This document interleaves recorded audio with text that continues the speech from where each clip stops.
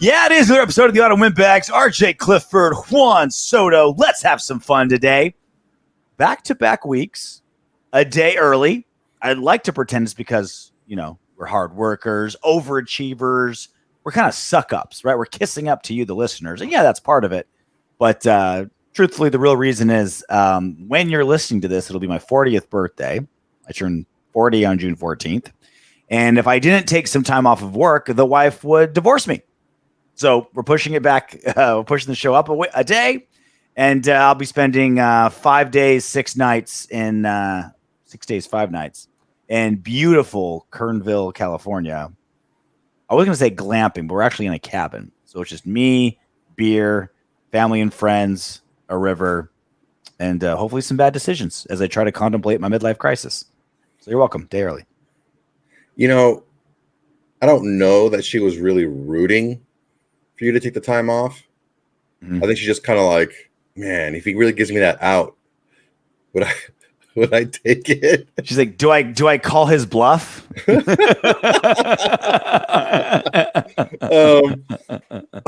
man, that's a good time up there. You gonna do any tubing in that river?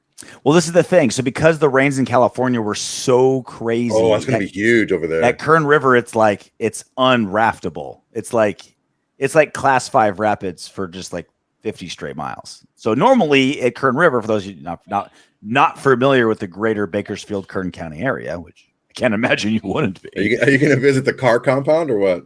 Well, basically what it is like you can it's like tubing where you can you won't spill your beer. It'll be like 2 semi decent rapids that are kind of fun, and then you're just floating along the river, especially later in the summer.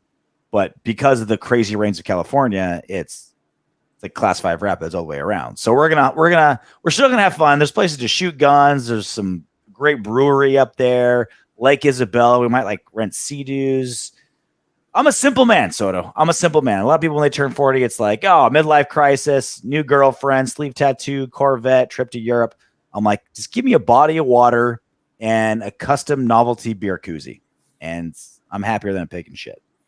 Yeah, my 40th was in my sister's backyard, had a taco man. And RJ got extremely drunk. That does not sound like me. Yeah, that's erroneous. And one of our friends and old training partners, Chris, showed up a little later. And I don't know if you remember this, but you were trying to take him down the entire time he was there. I'm sure he started it. There's no doubt in my mind he started. Yeah, he showed up. That's how he started it. How dare he? How dare he show up like that? And then RJ pees in my sister's backyard. Whatever. What's the point of having land if you can't pee on it? It's true. I mean, that's a good point. So that's what I'm up to. That's why we're early. Yay. Question of the day, and it's off season, so we thought let's shake things up a bit. I didn't know, it wasn't planned, but we love doing we quote movie lines all the time, just as buddies do. And we love if you guys can remember and who can jump in and let us know what the line is first. So how about this? Question of the day. It's pinned up in the comment section. Let us know. Best comedy of all time. I shit you not. Soto has been sweating over this question ever since I thought of it. Because it's a wide berth, right? It's, who's your favorite kid? Where do you go when you die? High-end question with some high stakes. I'm all in on mine. I know mine, no question about it. Okay, and I know you can go first. And I know it's highly debatable, and I'm going to say mine, and I'm going to stand by it. And I'm sure Soto and other people are going to say, no, I think this movie's funnier. And I know a lot of you are going to make a very good case, and I'm going to second guess my answer, and we're going to have a great debate about it because there's just so many great comedies. But I'm going to go with Jim Carrey's Liar Liar. That's a funny one. And I say it's the funniest of all time, best comedy of all time for a few reasons. One, so oftentimes, we do this with fighters where we'll judge all their great wins, but then we forget about their losses. Your record is your wins and your losses. You're like, oh man, you got all these great wins, all these, you beat all these great fighters, but forget about the losses. In Liar Liar, there are no swings and misses. Every joke attempt landed. Hits, yeah. Jim Carrey, the stepdad, the old lady secretary, like even the little kid. It's just nothing. There was no swings and misses, which is crucial. Like it never drops you down one iota, right? 2, it's Jim Carrey in his prime, which arguably the funny, like it was right in the thick of Dumb and Dumber, Ace Ventura 1 and 2, Liar Liar, that quartet of just like like Jim Carrey was just cranking on all cylinders. God bless that Canadian for just giving us so much joy. Hey. And they never ruined it with trying to make like a shitty sequel. It's just even just like little random moments of it, like when he's like settle in the courtroom, and there's the physical comedy, right? When he's got the pen, the pen is blue. The pen is blue. And he's like, thank God. And he's like fighting himself with the pen. The funny sex jokes, the adorable kid little jokes, and then it was just a really, really good movie in general, where like he learned his lesson, became a better father from it. You know, everyone kind of grew a little bit. I know it's a hard question, and I'm sure I'll get pushback. Best comedy of all time, Liar Liar. All right, my turn. You stuffed it like a Thanksgiving turkey. Gobble, gobble, gobble, gobble, gobble, gobble, gobble, gobble. Okay. All right, I humped your brains out. You happy? Oh my God. Just start from the very beginning and just. I might be able to. I have to look at this from different perspectives. Okay. Because it's not just, for me, it's not just a black and white, here's the answer. Because it all depends on what I'm looking at. 100%. So for just pure and like mindless enjoyment, for me, be able to put it on at any time of day, whenever, it's Friday. Okay. Just because of the lines, like I got so many one-liners and just sayings that I have in my life from that movie. And it's just a mindless movie that I could probably recite from beginning to end. And it's like Liar Liar, where it's plot independent, where you can just turn it on at 48 minutes and never have seen the movie before. Yeah, and you're good. Go laugh your ass off for the rest of the movie. Yeah. Yeah. Now, if I want to get a little bit more like nostalgic, okay, I used to watch Porky's luchador wrestling when I was a little kid. I used to stay at my grandparents' house a lot, and they used to they didn't know what the hell WWF was. So they were like, "Oh, you want to watch wrestling? Here." And they would put luchador wrestling on, me and my grandpa. Yeah. So even though this is weird. Even though I don't like Jack Black, I don't really get him in most movies. I thought Nacho Libre was pretty funny. Okay. Get the corn out of my face. Just little things here and there. It's got its lines. It's more for. I'm a big lines guy. Things that I can use. Like one of the ones that I use a lot is when the fat daughter, when the Esqueleto broke her doll when he was pushing the eyeball in, and she's like, "I forgive you." I use that all the time. Lines are big, which is why I feel like South Park is 10 times of a better show than Family Guy. But I quote Family Guy 100-1 because Family Guy is just lines. It's just here's just hilarious shit that's happening in front of you. I literally just 20 minutes ago, my brother bought this tiny little Corvette, and I did the line where he's Peter gets a sports car, or he gets a big sport car, and he pulls it up to another sports car, and he goes, "Hey, when you pull that car into the garage, does the garage say, 'Is it in yet?'" And it just goes in and out of the tunnel. Yeah. Lines are big. That's good. Lines are big. Lines are big. Lines are big. Quick rapid fire. I'll say the best kids comedy of all time, Sandlot. That's a good one. I'll say the smartest comedy of all time, Death to Smoochy. That's an excellent movie. So underrated. It's weird because so often that's why Hollywood wants you to be kind of pigeonholed. Okay, what was Robin Williams' name in that movie? What was his character? Rainbow Randolph. Rainbow Randolph.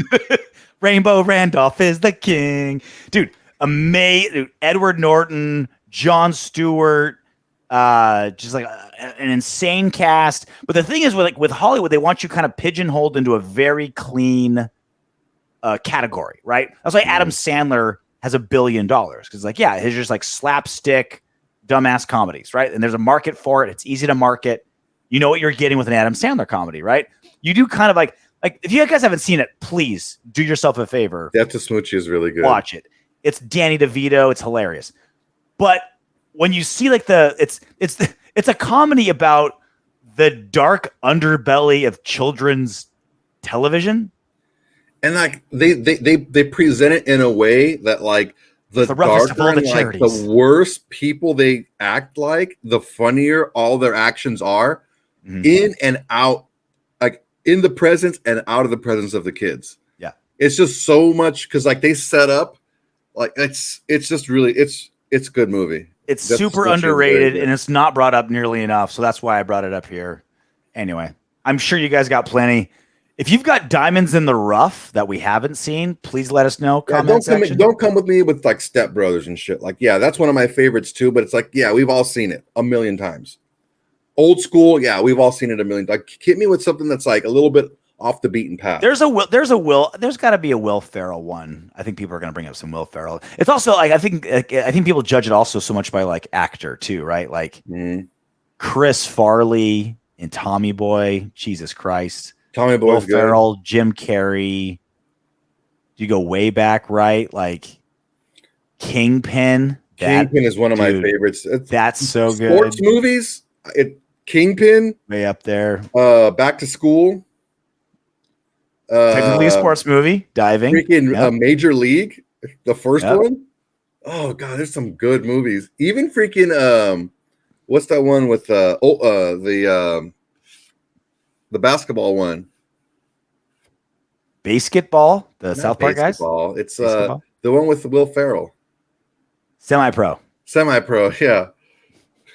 When he calls him when they're talking shit to each other, and it's set in the 70s, and he calls him they're playing poker, and he calls him a jive ass turkey, and he takes it as like everything just like goes quiet. They're like, oh, he called him a jive did you turkey? just call me a jive? No. He called you a cocksucker. No. You called me a jive ass turkey.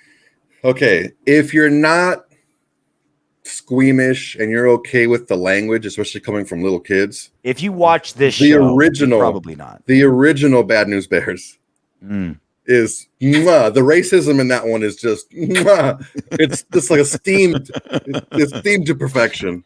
Back when racism was playful instead of like inflammatory and ruining everyone's lives. We'll just call you Steve. Like Blazing Saddles.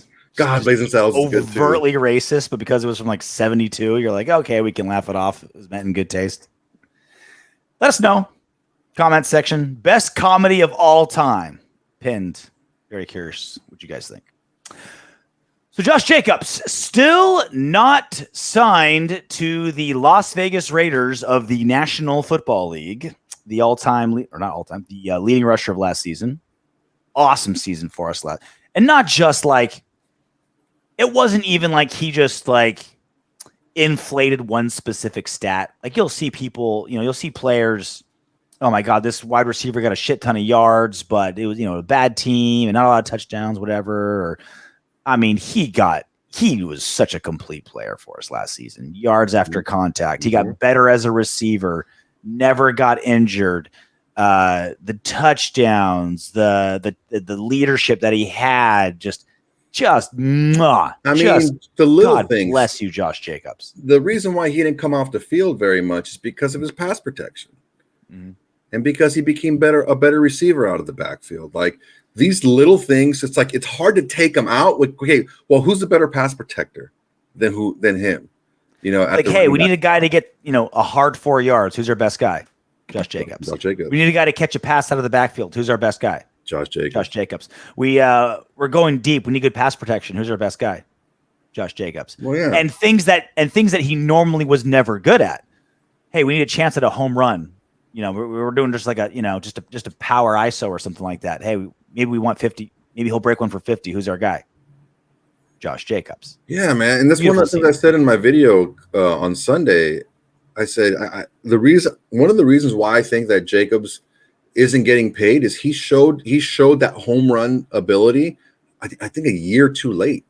Mm-hmm. If he would have shown that home run ability a little bit sooner, I think it would have been something that it would have been a little bit harder to not extend him than it was. I mean, look, people are saying, "Oh, this regime is shit," and this and that, blah blah blah, because they didn't get to pick up his fifth-year option. No one was complaining when we declined the fifth-year option. Nobody was complaining. I've been very hard on Ziegler, and I think very fairly. I think I've been very fair with Dave Ziegler, and I've been unimpressed so far with his performance. He is zero at fault for how he's handled Josh Jacobs so far. Zero. Nobody was complaining. Nobody. No one was demanding to pick up the fifth-year option. And not only that, but it's like it was only a difference of like $1.5 million, right? So if you would have franchise tagged him or extended the fifth-year option, we're only saving like $1.5 million. So basically, you're betting that, okay, maybe Josh Jacobs has the best season of his career and we want to keep him. Okay, that's going to cost us just $1.5 million more than if we would have extended that fifth-year option. It's like, that's all you're gambling. That's all you're gambling. That was not a bad move. Again, I've been hard on Dave Ziegler, and I think I've been very fair but harsh. There's no negative here. You couldn't, even if you could not have predicted Josh Jacobs to have this great of a season, and if he did, you got the franchise tag, and you're fine. Mm-hmm. And you're fine. Yep. So the reason we bring this up is Josh Jacobs tweeted a few days ago, NFL players love being cryptic. They're like high school girls sometimes. Sometimes it's not about you. We got to do it for the ones after us. Shrug emoji. Okay? So what I'm getting from this, Soto, is that he's trying to paint himself as a martyr. Like, I'm standing up for running backs everywhere. I'm taking bullets for the next generation of ball carriers. This is bigger than me. It's not me being greedy. It's me doing something for the next generation and people who care more, which is bullshit. And it's I'm not knocking Josh Jacobs for trying to get his bag and get as much money as possible.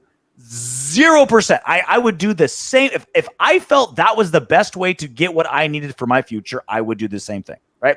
This is not a knock on Josh Jacobs' attempt to get what he wants, right? The Raiders and their players are in a back and forth. The Raiders want to pay as little as possible for the most talent.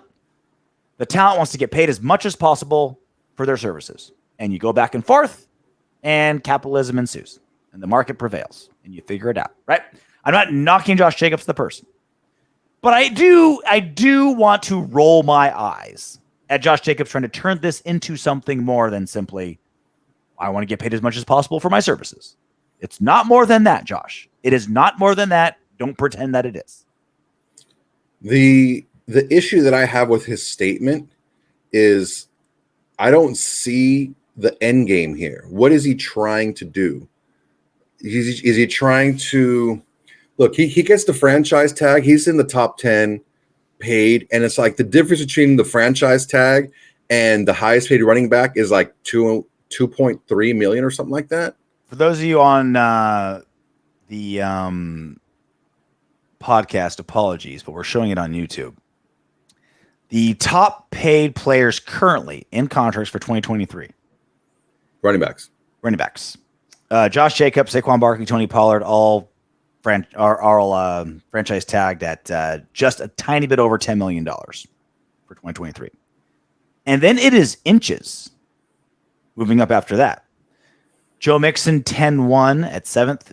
6th, Derrick Henry, 10-5. 5th, Nick Chubb, 10-8. 4th, Aaron Jones, 10-9. Alvin Kamara, 11. Christian McCaffrey, 12. And here's the big kicker. Rookie, Bijan Robinson, currently, as contracts are structured as of this second, June 13th, 2023, is the highest paid running back in football for 2023 because he's a first-round top 10 rookie, right? That should show you, that's yet another example, and we'll dive deeper into the weeds. But that's another example of how the market for the running back is constantly changing. If he were a quarterback, right? If you're a rookie quarterback drafted in the top 10, you're not even in the top 15 highest paid running quarterbacks in football. You're getting pennies compared to what the market value may be for you because of how the rookie pay structure changed. If you're a running back and you're a rookie drafted that high, you're the highest paid running back in football. That should show you how the market, and not a conspiracy, not the league trying to come down on them, not Roger Goodell just has a thorn up his ass for ball carriers. It's how the market views the position. A rookie will be the most likely, potentially, will be the highest paid player at their position next season because of the signing bonus and the rookie pay structure. That's crazy. And these and it's not even like there's bad running backs in football right now. Christian McCaffrey, awesome. Alvin Kamara, Aaron Jones, Nick Chubb, Derrick Henry still got legs. Again, Josh Jacobs coming off the best. Tony Pollard, breakout star. These are really good running backs. These are great running backs. These are running backs you should be excited for if they are on your team. But the dollar amount assigned to them in the salary cap era, this is a great example. Yet this is example 37B of where the running back market is right now. So look, and I believe the year was 2012. Adrian Peterson signed for like $13 million a year. That's 10 years ago, right? And the running back dollars haven't changed much. They actually come down a little bit. The highest paid player in the league per year, the player who made the most that year was Aaron Rodgers at $22 million. Now someone's going to sign probably after this season for almost triple that. They're going to be in the 50s. So, and that's going to be a quarterback. So it goes to show you if it's supply and demand, and it's not just the supply and demand, but it's how quickly that supply pays dividends. These running backs coming out of college are hitting right away. There's no like ramp up or anything. These running backs, the good ones, they come in right away firing. All right. It's not like a quarterback where he's got to learn, he's got this, and then he's getting a new system, and he has potential for another couple of years, because you see what you get right away. And there's so many of them. There's so many running backs out there. You are consistently seeing running backs. Look at Pacheco last year in the 7th round. He's a starting running back for the best team in the freaking league. Okay. It's like you can get these guys if you plug them into the system with a good offensive line. You can get guys from anywhere. And if there wasn't so many good running backs in the league, the running backs would get paid more. It's just simple economics. Running backs also get ran through quick, right? Like they go south really fast. Adrian Peterson you brought up was like the rare exception. That was great for a long time. Came off ACL surgery, right? Also a different era, like we mentioned 11 years ago. You look at Ezekiel Elliott, super paid. Tony Pollard comes out of nowhere, better than him for pennies, right? We just see that constantly happen. So as much as we love Josh Jacobs, as much as we want him around, that's that $10.5 million we give him, that could be $9.5 million going to the defense and get a running back that could potentially, hopefully, be like 85% as good as Josh Jacobs. The thing is, look, or a tenth as much. We'll get to this later, but it wasn't like we were the best running team in the NFL last year. It's because Josh Jacobs took 99% of the freaking snaps. That's why he got. I mean, he also ran well too. So let's not downplay that. It's so hard having this conversation and not try to sound like we're shitting on Josh, which is not. It's not the person. It's the position. It's not him personally. It's to position. The way that teams look at their roster and how it's built cap wise is you assign a dollar amounts to rooms. And whenever you give a room a lot more than you want to, you got to take it from somewhere else. They don't want to pay that much for the running back room. Nobody wants to pay that much for the running back room because we've seen time and time again, every single season, players in lower rounds at that position perform really well. And there's less money to go around because we're spending so much money in the champagne room for Jimmy G. You know what I mean? So all the other rooms kind of suffer because of it. It's just, and I go back to my first question. I don't know what his end game is. Who is he looking out for by how this is going to play out? The Raiders aren't going to sign him to a big money deal. They're not. I think they're kind of past the point of signing him to a multi-year this time. It's just like, dude, just sign the tag and let's just move on. And he's going to get tagged this year. He's going to sign the tag. And then next year he's probably going to get tagged again if he plays well enough. He'll get tagged again, and then that'll be it. That'll be it. If he thinks he's going to get $12 million a year, $13 million a year, he's in for a rude awakening. He's probably going to get, like we talked about previously, 2 to 3, maybe for like 8-ish, 9 maybe if he's lucky. It's just the money is not there. And the salaries for these top running backs are going down because they're not lasting as long as other players in other positions like wide receivers, edges, quarterbacks. They're lasting a lot longer. The running backs just don't last as long. There's so many of them out there. It's just I don't see how what he's doing is helping the running backs behind him. The salaries are going down regardless of what he does. The salaries are going down because the data supports it. There needs to stop be this conspiracy or this mentality that like there's this dark specter out there trying to bring running backs down. Not a thing. Doesn't exist. The data supports it. Get out of your mind. And who would that benefit? It's a salary cap. It's not like the owners are saving the money they're not spending on running backs, right? It's not like they're, that the money that's spent on running backs is like going to fuel Russian tanks to invade Ukraine. It's like it's going to go to someone else. Here.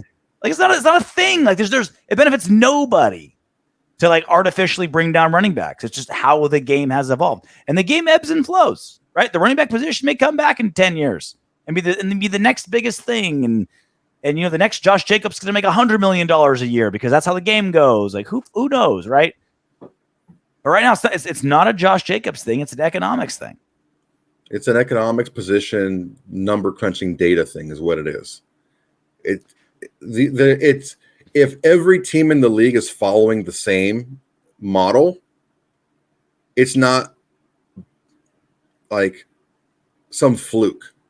Something is telling them this is the way to go. And then you throw on top of that a guy who comes from a team with a history, a GM and a coach who historically never played running backs. And Josh Jacobs. They figured this out a long time ago, that's man. What that's been them historically anyway. Right? They figured this out a long time ago. The entire league is swaying that way, and these two are already swayed. You know what I mean? Like they're already on the side of that, already on some of that fence. Mm-hmm. So this got me thinking. I was listening to I was watching your solo video of Josh Jacobs and thinking about it and ruminating about it, and it got me thinking. Like, oh God, Josh Jacobs, he's the man, right? He's awesome. Wait, how did his run game affect our win-loss and our season and our offense in general last season? Because when we stop and think about last season, the broad strokes are, Derek Carr had the second worst season of his 9-year career. The passing game took a dump. Josh Jacobs, the best season of his career, led the league in rushing. Our running game was awesome. Like that's generally like even I like covers this a lot and cares about it a lot and does the math. That's kind of like how I thought. I was like, oh, our running game was amazing. Our passing game was shit. That was like the first thing that came to my mind, right? But that wasn't the case. So we talk about this all the time. Stats are important, but it's important to read them. The stats I really cling to are the drastic ones, like Josh Jacobs having the most yards after contact, 900 yards after contact. Like that proves like, look, having a running back lead the league in yards, it's a team effort, line, scheme, quarterback, like all kinds of things matter, right? But when you have the most yards after contact, that's pretty strong evidence there was a big chunk of it was you. Like that, you can't just plug and play a guy with 900 yards after contact, right? But the more these stats kind of add up, the more it makes me think that the way we're painting with broad strokes last season in our offense isn't accurate. So in 2022, yards per game in rushing, we were 17th. We had the number one running back in football, number one. And yet we were still below average in yards per game. In passing, it was Derek Carr's second worst season of his career outside of his atrocious rookie season. And we were still 11th, barely outside the top 10. Again, 2 of those games were Jarrett Stidham, but in fairness, whatever. Yards per attempt versus yards per carry. This is where things get interesting. 11th in passing. So we were passing about as so when your yards per game and your yards per attempt are exactly the same number, you found a good stroke, right? It's not like we're throwing the ball so much we're getting unnecessary yards, or we're not throwing it very often, but we're super efficient in getting more. Like they were even. We were 6th in yards per carry as an entire team, not just Josh Jacobs. Even though Josh Jacobs was the bulk of the carries. First downs in passing, we were 14th. In rushing, we were 12th. Just a little bit above. Our offense was a little bit above average in getting first downs last season, both ways. Now, here's the big one. Touchdowns. In receiving, we were 10th. In rushing, 23rd. Almost the bottom third in rushing touchdowns. So what this tells me, Soto, and I'm taking a long time, and I want to get your analysis on this. The way we just kind of blink our eyes and think of last season and the performances of our primary players, we think one way. The numbers don't always tell the entire story, but they tell a big chunk of the story, says something different. We were still primarily a passing team despite having the best running back in football. Yeah, it's because he took all the carries. And he had 300 with his catches. He had like 350 touches or something like that, maybe even more. You're going to get a lot of opportunity and combine that with being a good back and getting lucky and being healthy.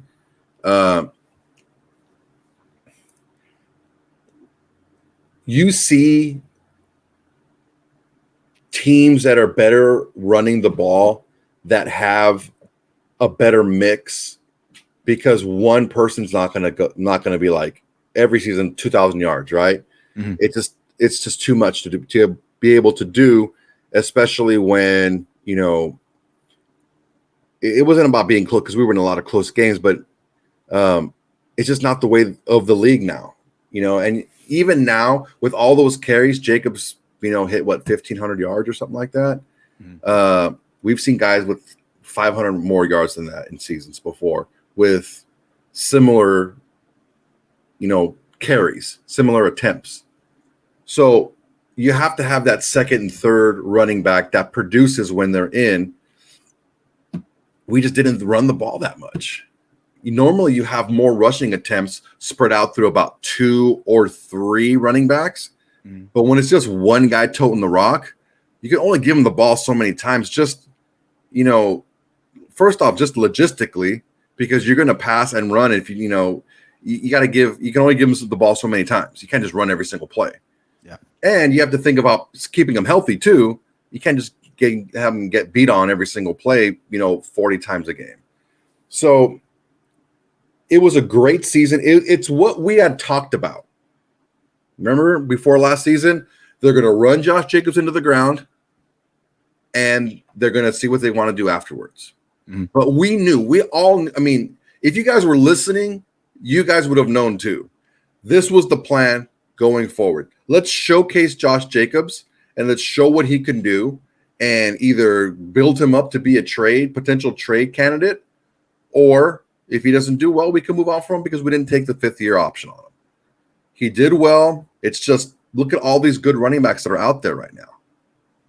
There's so many running backs that are just sitting there waiting for a team to pick them up. It kind of backfired as far as that goes, because we didn't know, Zeke was going to get cut. We didn't know that Cook was going to get cut.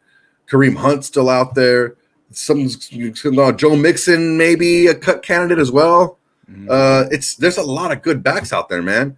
So it sucks. It sucks that you're just touched by the hand of God to be given this talent and work so hard and work ethic to work and make it the best it can be, and you end up being a running back because it's just not fiscally like lucrative to in the NFL right now. It's going downwards. It's a body type where you're kind of forcing that position. You know what I mean? Like there's no other position on the football field Josh Jacobs can play at a high level, right? Which is with his body style, his body type. You know what I mean? Like you can maybe a linebacker. He's pretty short, dude. Short, yeah, but real small for a linebacker. Like you think of, like there's a lot of athletes where you can kind of move around the football field a little bit, right? Like there's how many times have you seen like, yeah, I was a quarterback in high school and then they made me a defensive end in college and I turned into a safety in pro, right? You're just an athlete and you have you're 6'3", 220 and you can things. You know the sport and you can move around and go where you're needed, right? You're Josh Jacobs, you're kind of stuck there, right? Like Hunter Renfrow, like there's nothing else he can play but slot receiver. There's no other position in football that Hunter Renfrow can play but slot receiver, right? Same thing with Josh Jacobs. It's like you got to be a running back. And you can't be a fullback. You can't even be like a jet sweep speedster back. You kind of have to be this type of running back with your body type. And thank God he's ours, and thank God he is because he's great. But again, I don't see the end game here where he says, "Yes, I won." Mm-hmm. I don't see what he's looking for. I know what he wants to have happen. I think he knows he's not going to get that. I think he's aware enough to know that I'm not going to get that, 4-year, $48 million, or no, that's $12 million, like a $56 million deal. But this is this is the thing. I'm with you. Now this is the thing. That was our offense in 2022. Looking at our offense in 2023. I still say, and I stand by it, we tag Jacobs and trade him, get what we can. Let's say we get rid of Jacobs. Jimmy Garoppolo gets hurt week 5. What the fuck does our offense look like? Zamir White running the rock, Hoyer being the quarterback, and this is what matters the most, right? Like the only reason I'm looking back is so we can look forward. It's like, hey, let's be honest. What was our offense last season? What were we? Okay. A lot of things are similar to last season and this season. Basically the same old line. Another weapon at wide receiver. Maybe a change at running back. Clearly, a drastic change in the most important position, quarterback, right? Completely new quarterback. What's the offense look like next season with the injury history of Jimmy G, the contract situation with Josh Jacobs, and what the numbers told us about last season? It could be really bleak unless everything lines up perfectly, right? Unless we keep Josh, Jimmy G stays healthy, jives with his guys. Josh McDaniels knows what he has. Because remember, it took him 4 weeks to do what we knew in 2 weeks. Like, feed Jacobs the ball. Like, the guy's just crushing it, right? Can Josh McDaniels understand the team he has versus the team that he wants? Like, this is the gumbo, right? Of what their 2023 offense is going to look like. I'm not as bleak on the quarterback position. I'm not high on Mac Jones. I'm just not. And he had a top 5, top 6 offense, and he led that. There's certain schemes that you run that are a little bit more wide open, where it shows off the ability of the quarterback, and then there's certain schemes that are run that show off the quarterback's ability to run that specific scheme, that specific system, and that's the kind that we have. Of course, you'd want to have a better player at the position because he runs the offense better than someone who's not as good as him. But as long as you can run the system, it's built to work. And it's a lot of unknowns. And the thing is like, you can say if the starting quarterback goes down, it looks pretty bleak for 25 of the teams in the NFL. So we're not a special freaking unicorn or a unique little snowflake as far as that goes. No, Most well, teams in the NFL. we are in the sense that the odds of our quarterback going down are greater than any other starting quarterback. That's what makes us unique. It's not unique. It's not. It is unique. No quarterback's more injury prone than ours. All right. Right? Is that even a question? Look, man, if you want to focus on all this stuff, it's like there's two different. We're coming from two different perspectives. You seem to look at every situation as how it can go wrong. Every single. I'm looking at the history RJ, of what normally happens. You're looking at every situation, whether it's who we sign, who we don't sign, regardless of position. It seems to me like your viewpoint and your perspective is this is how things can go wrong, as opposed to this is how things can work. I'm looking at statistically what normally happens with these players. But it's not just and Jimmy G has gone through one full season healthy. It's not. It's don't act like I'm abnormally or irrationally negative for thinking that Jimmy G is going to do what he does. I didn't say that. You're not listening to me. What I'm saying is every single time you analyze our season coming up, you lean towards what can go wrong. What is the negative portion of it? And I'm leaning towards what normally happens with the people lined up. Jimmy G normally gets hurt. See, right? You keep going back to one person. Josh Jacobs normally doesn't have the season that he had last season. Correct? Yes or no? Right? Like, yeah, that season was amazing. I'm glad he had it. I hope he has 10 more like it with the Raiders. Not normally what happens. That's what I'm saying is you're acting like oh, you're looking at worst case scenario. A lot of these players, what I'm bringing up is the norm. That's how these players normally perform. This is what their standard issue operating procedure is. And so based on that is how we move forward. It's not unrealistic to say Jimmy Garoppolo probably not going to play the full season. Okay, what do we do?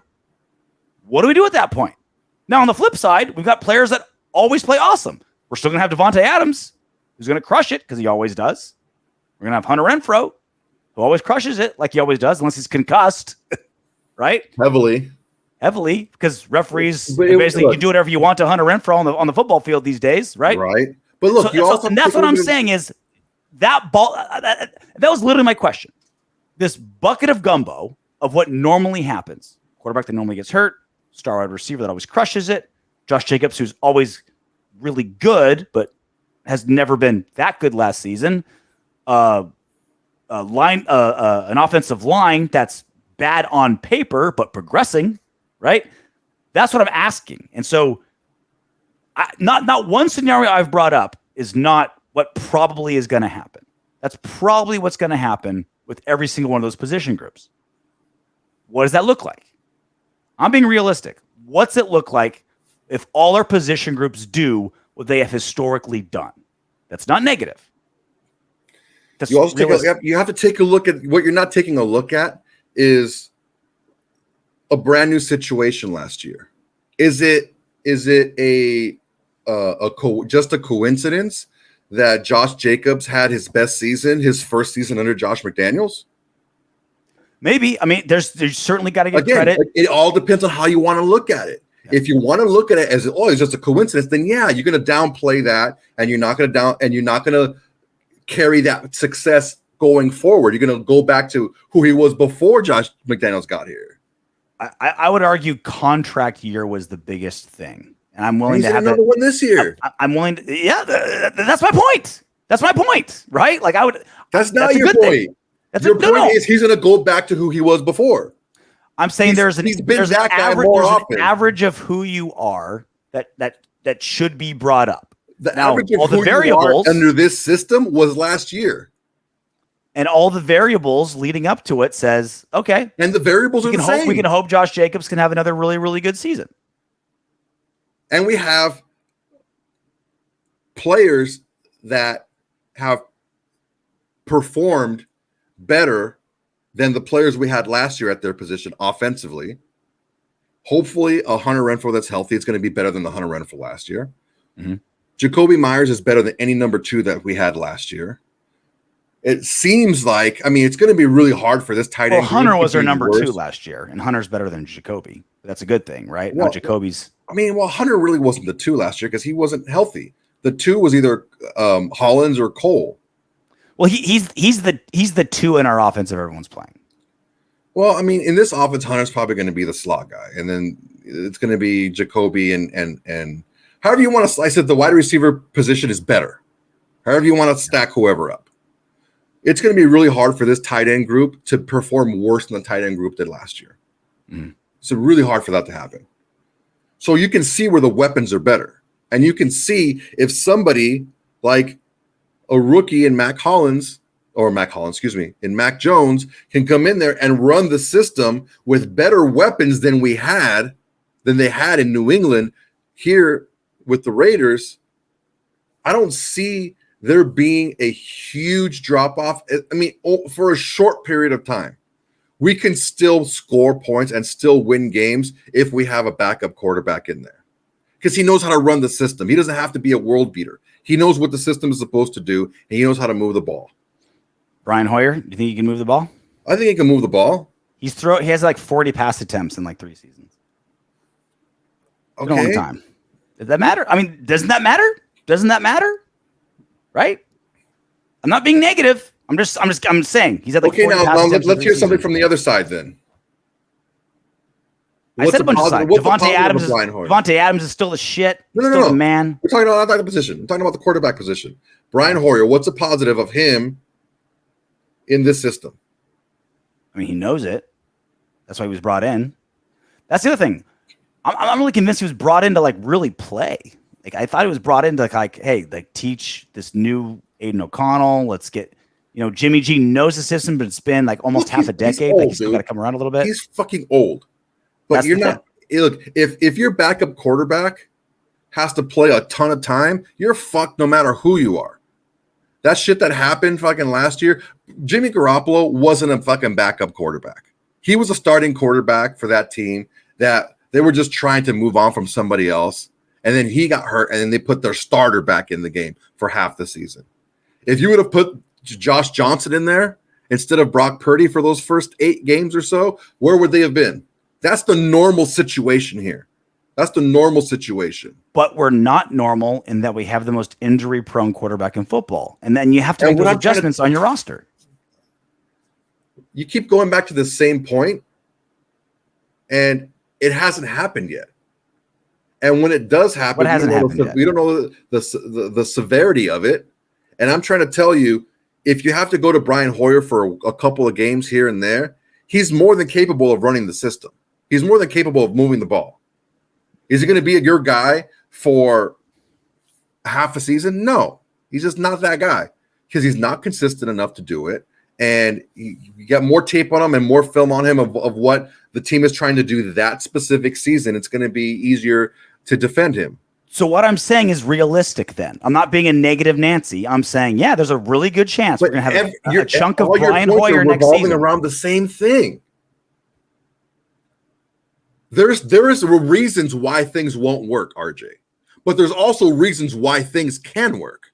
But all you seem to be talking about is the reasons why things won't work. I'm talking about things that have happened consistently and we can all count on based on history. Change around what I'm saying, and you're not addressing what I'm saying. I am addressing what you're saying. You're saying like, oh, you're looking at the negative. It's not negative. It's not. Soto, yes or no? Is it negative to assume that Jimmy G is going to be hurt next season? It's not, but. Okay, thank you. That's all I'm saying. Okay, no. You're not going to just thank you me and stop that there. But because if there's probabilities on either side of how things can work and how things can't work. All you talk about is how things won't work. I'm talking about what's the most likely scenario. Don't remix what I'm saying. I'm not remixing what you're saying. I'm saying what's most true or is it not true? But there's also the other side as well. If you want to be balanced, if you want to be objective, there's both sides to this. What is the most likely scenario? RJ, you're not talking about balance. You're talking about the most likely. It's the same thing. Yes, that's what's most important. Right now. That's what's most important. We can talk about, well, what happens if aliens land on Allegiant Stadium? Why aren't you talking about that, RJ? I'm talking about what's most likely. Jimmy G gets hurt every single season, period. He's had one season unhealthy. Okay, when we're addressing next season, let's talk about what's most likely. That Jimmy G's hurt. What are we going to do? This isn't, the RJ's being negative. The season's over with. Let's torpedo it. No, I'm saying let's be prepared for the most likely scenario. The most likely scenario is Jimmy G misses time next season. How do we prepare for that? And you're like, you're being negative. You're right. You're right, RJ. Okay. You're right. You're absolutely right. Thank you. I know I am. You want to do some Autumn Windbags? No. We're doing it anyway. Biggie. 6181. Josh Jacobs is hurting himself the longer he waits. I'm not entirely sure about that. I'm not entirely sure about that. Let's say he pushes this all the way. Because look, it's not like he's a new quarterback. If it was Jimmy G and he was missing a big chunk of preseason, that would matter, right? It's like Josh Jacobs. He doesn't need to do a single snap in the preseason. He can sit out forever, and he's not going to perform worse. You know what I mean? So performance-wise, it doesn't matter. Contract-wise, he has nothing but time. Doesn't matter. He has time. None of this matters. None of this matters. That's why when you asked me last week how concerned was I, 0, because none of this matters. The offer from the Raiders is not going to change. Here's your franchise tag. Sign it or don't sign it.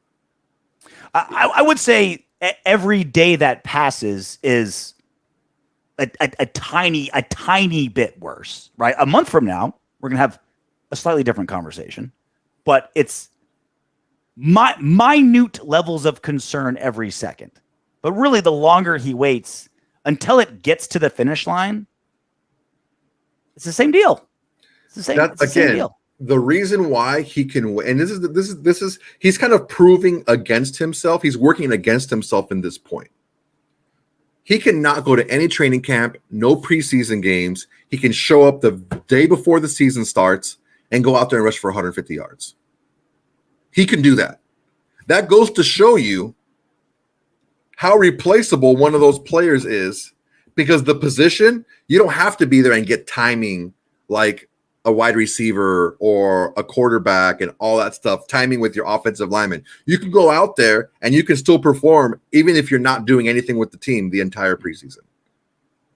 So contractually, I don't agree, but I will say, I'm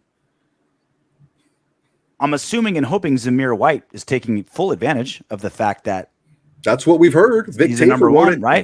Vic Tafur wrote it that he's getting the number one reps. White and Brown are they're lockstep in with the offense. They know exactly every starting rep he's not taking, somebody else is, and they're getting. What did AJ Hawk say? Our first guest. What did he say? What's the reason why the NFL players play and practice when they're hurt? They don't want the coaching staff. I'll never forget it. They don't want the coaching staff to see you not out there. Yeah. They don't want you to get used to you not being there. Oh, wait. This guy that costs $10 million less is 90% as good? Why are we paying this guy so much?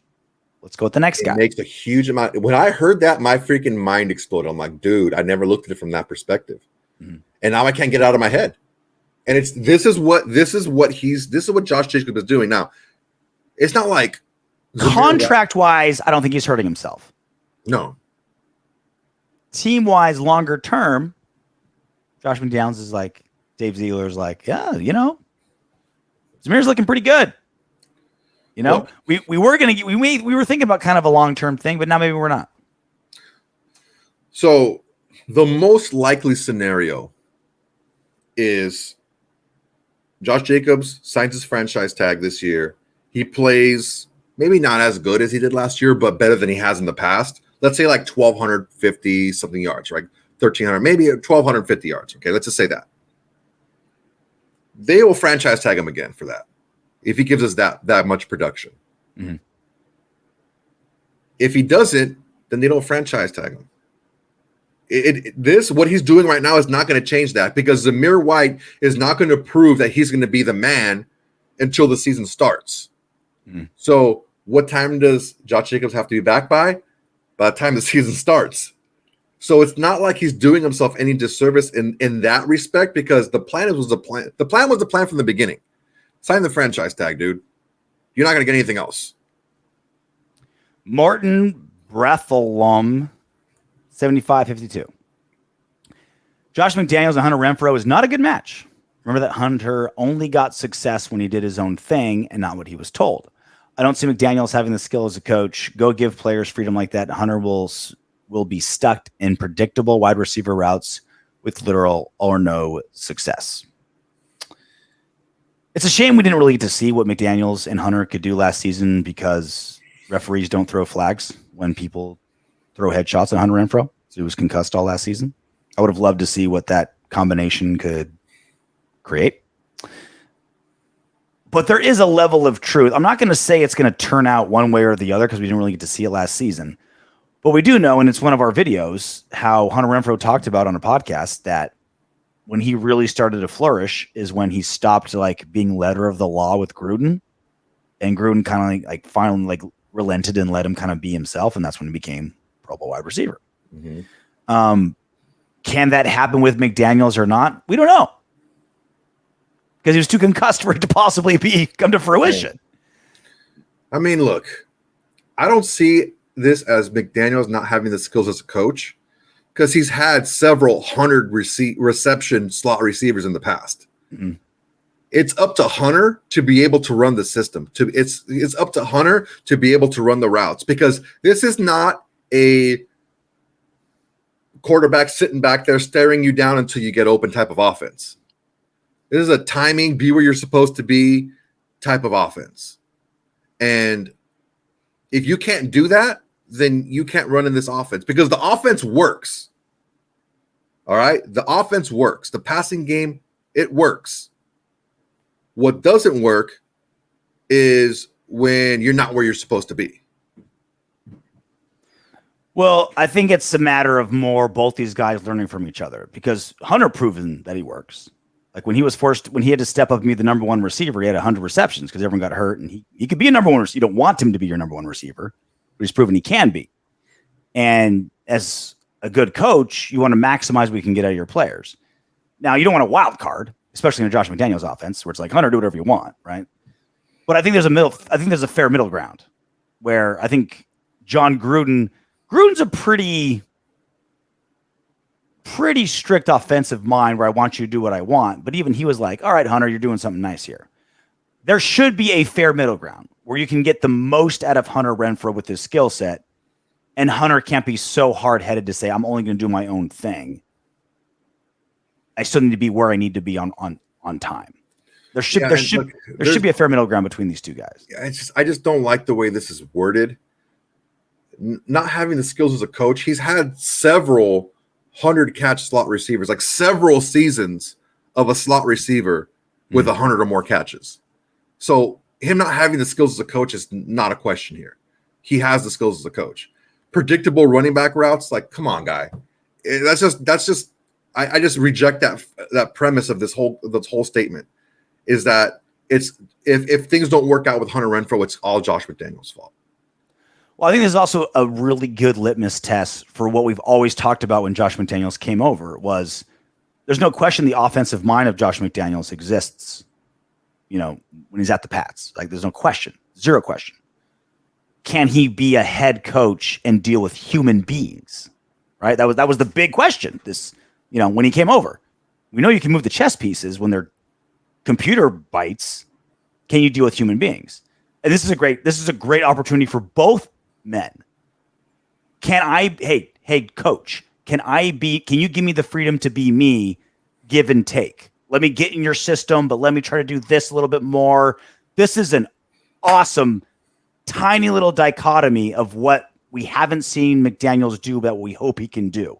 Be a leader of men, maximize Hunter's abilities, not make him a robot, and then Hunter has to give his end on the other side. I didn't realize it till now. That's to be one of my favorite things to watch this next season. What can Hunter and McDaniels do together? Can this show that there's something brewing there where they've both learned a little bit? I'll give you an example. Davante Adams last year. Davante Adams runs his routes his own way. Mm-hmm. But he's where he's supposed to be when he's supposed to be there. However, he was given the Randy Moss role, but he did it his way. Exactly. So he's in the spot where he's supposed to be, but the way he gets open is different. Yeah. Hunter Renfrow can do the same thing. As long as he's in the spot, however many jukes he has to make himself open, as long as he's in the spot where he's supposed to be, he has that freedom because Davante Adams the far hash 10 yards down in 2.4 seconds. It's not whatever you have to do to get open. Whatever you have to do to get there, but you have to be there at that time. Yes. And Davante Adams showed that last year. He showed that last year. So I don't these are the little things that really bug me. Does Josh McDaniels has a ton to prove? Yeah. A lot. Has he shown us a lot? No, he really hasn't. But let's be fair about this criticism here. If we're saying that he's an unbending, unwieldy, dude, look at Davante Adams was an first team All-Pro last year in this system with a quarterback that he's not used to having the last bunch of times he was an All-Pro. I didn't realize till 3 minutes ago how much this Hunter Renfrow, Josh McDaniels thing I'm excited about, and what it says about how McDaniels is, how he has or has not evolved as a coach. I can't wait. I'm really going to follow this. Yeah, I just think it's unfair to paint this as you have to run the route this specific way, because he wasn't like that with Davante Adams. And I understand that it's Davante Adams, but it's not like Hunter Renfrow wasn't a 100-catch guy too. And you're telling me that Edelman, that Wes Welker, that these guys, they ran their routes exactly the same way every single time, or were they just at the spot when they needed to be there? They have to set up their defender as well. So it's just, I don't know, man. It's just, I'm all about fair criticism. And the one of the main reasons why I'm like, well, two of the main reasons why I'm still defending McDaniels a lot is because I'm trying to bring some balance to what we're doing here. Number one. And number two, I said I'd give him 2 years. From the very beginning, I said I'd give him 2 years. So I'm not going to come down with the hammer until I see what happens after 2 years. Well, and especially with Hunter. He was concussed all last season. We have no clue what McDaniels can do with Hunter Renfrow. No clue. We were both very excited because of – I don't know that Wes Welker was the player that Hunter Renfrow is. I think he was a little bit older in his career. I think he was able to do something short area. I don't think he had quite the burst. And frankly, I don't think he had quite the hands there. Hunter Renfrow's smart, and he has really good hands. Julian Edelman probably was a little bit more athletic, I guess you can call it, as a slot receiver. But, dude, I mean, we were both excited about what he can do as a slot in this system because of his history with slot receivers. What was our big argument with Rory when Hunter Renfrow had when everyone got hurt and he was the number one receiver and had 100 receptions? We're like, look, in a John Gruden offense, that means the offense isn't working. If you're forced to make your slot receiver the number one receiver, the offense is broken. In a Josh McDaniels offense, it could be that way. Up the seams, when it's over the middle. In a Josh McDaniels offense, a slot receiver can be a number one-ish receiver, and everything's firing correctly. The slot and the tight ends. Yep. Those guys can be your big catch guys as far as numbers-wise go, and your outside guys are the big play guys. In a big picture scenario, like it's the wins and losses in the team that's going to judge, how Josh McDaniels does next season. But if you want to really put the microscope on something, I think how Hunter Renfrow performs next season, if he can stay healthy, can be a very good example of what Josh McDaniels has or has not grown into. Can he work with a talent that's going to require a little bit of flexibility, working with the human that hasn't traditionally been Josh McDaniels' strength. I didn't realize that till now, but I can't wait to see how that pans out. I will caution everybody.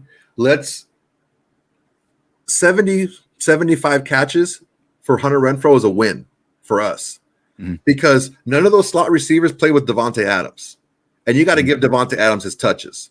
So 70 to 75 for Hunter Renfrow this season, that's a pretty damn good season because you got Devontae Adams. Who are you? Who do you want to throw to? If you're one play in the NFL and you have to throw the ball, who do you want to throw to? Devontae Adams or Hunter Renfrow? Exactly. You don't even have to answer. Big Ragu 939. Sweet name. Hope he's Italian. The Big Ragu. You know who that is? The Big Ragu? Pro wrestler? No, that's the boyfriend from Laverne and Shirley. The Big Ragu. I'm too young. I'm not even 40 yet, Soto. I'm still in my 30s. Dude, they're still in reruns. I'm a kid. Marcus Johnson from Tape Don't Lie just uploaded a detailed breakdown of Aiden O'Connell. He rated his upside as Taylor Heineke. So basically a scrub.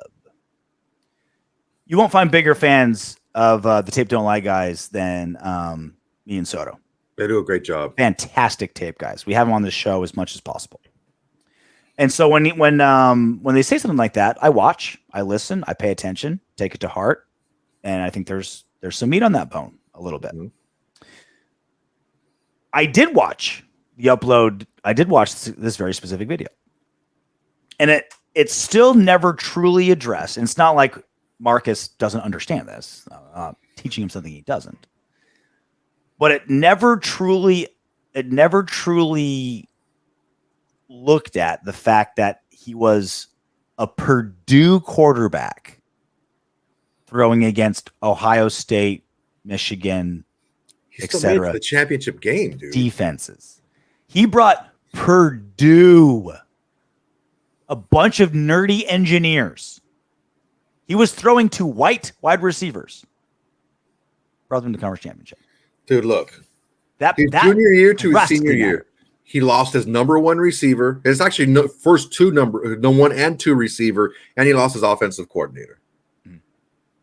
And that's why his numbers dipped his senior season. Look, here's the thing, and this is what I said. I actually replied to this comment. Marcus Johnson breaking down tape, 100%, exactly what you said. That's exactly right. But what I caution against is projecting somebody when you haven't seen them play in the NFL. If somebody has the tools and the smarts, we don't know how smart. If you got to be smart to go to Purdue any goddamn way, okay?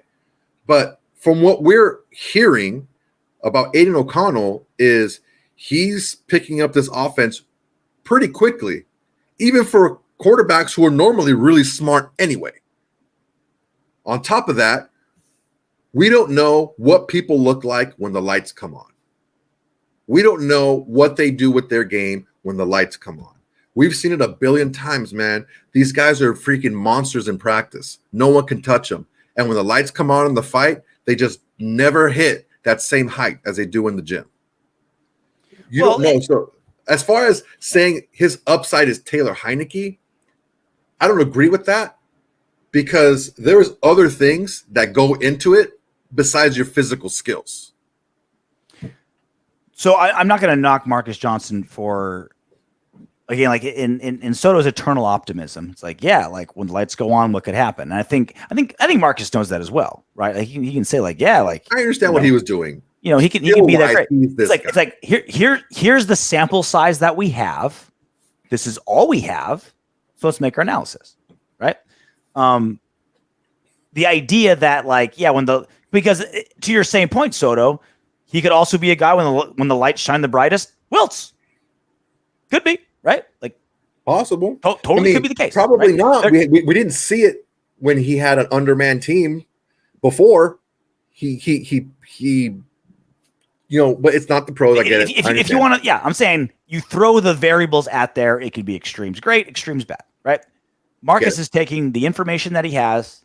He's a tape guy, a phenomenal tape guy. You should listen to what he says, and that's part of it. We're a little bit more context, guys. What's the backstory? What's the storyline? What's the guy like? That's kind of a little bit more us, which is why we listen to Tape Don't Lie and all that kind of stuff. Mm-hmm.